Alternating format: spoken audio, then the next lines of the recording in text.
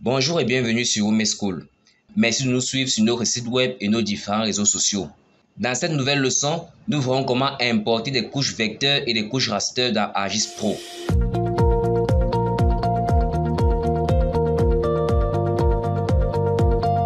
Nous allons faire apparaître nos fenêtres, containers et catalogues pour l'importation de nos entités.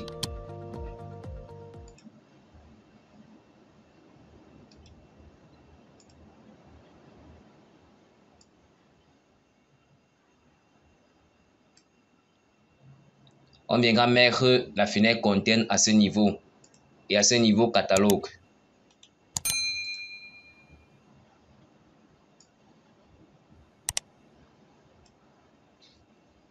Dans A catalogue, on va se diriger vers Folder, faire un clic droit pour nous connecter au dossier qui contient nos entités. On viendra à ce niveau. Ensuite, on cherche l'arborescence de notre dossier.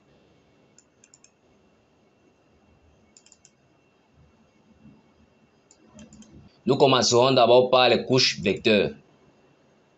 Ensuite, OK. À ce niveau, nous avons notre dossier qui s'appelle Bertoiris, qui contient nos entités géographiques. On peut dérouler pour voir nos différentes couches à ce niveau. Les couches en fait ici représentent un mécanisme utilisé pour afficher les jeux de données géographiques dans ArcGIS Pro. Chaque couche correspond à un jeu de données et spécifie comment elle est représentée à l'aide de symboles et d'étiquettes contextuelles. Nous utiliserons ici deux types de couches, à savoir des couches raster et des couches vecteurs. Parmi les entités vecteurs, nous en disposons trois primitifs, à savoir les points, les lignes et les polygones. Et à partir de cette icône, nous pouvons voir qu'il s'agit ici d'un fichier vecteur de type point. Les points seront caractérisés par leur origine et leur extrémité confondues. Les lignes, quant à elles, seront définies par une origine, la fin distante. Les polygones ici délimitant une surface. Quant au raster, il s'agira d'une matrice régulière de points caractérisée par sa résolution. Pour l'importation de nos fichiers, il suffira juste de faire un clic droit sur une entité et de l'ajouter à la carte.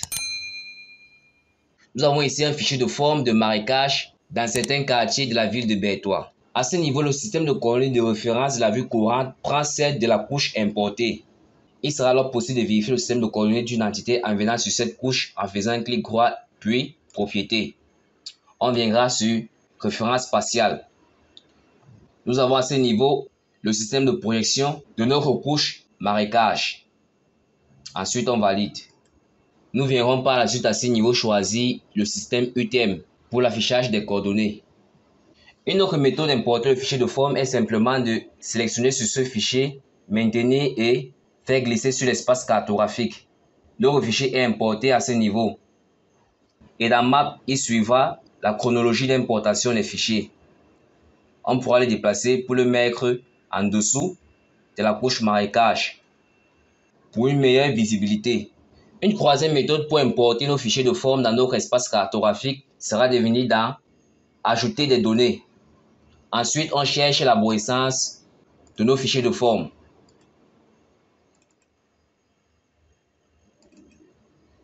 On prendra cette fois-ci l'entité rivière. Ensuite, on viendra sur OK.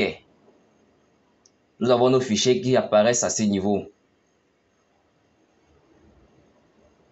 Une dernière méthode que nous allons voir pour l'importation des fichiers de forme sera de venir dans l'emplacement des entités vectorielles et de voir exactement les différents micro-fichiers que constitue l'entité en question. On viendra dans les fichiers ensuite.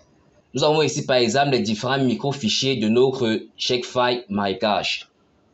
Il faut noter qu'un fichier de forme est conçu de 6 micro-fichiers qui marchent toujours ensemble. Le fichier d'extension shape renfermera la géométrie de l'entité. Le fichier DBF correspondra à la table attributaire. PRJ pour la projection de notre entité.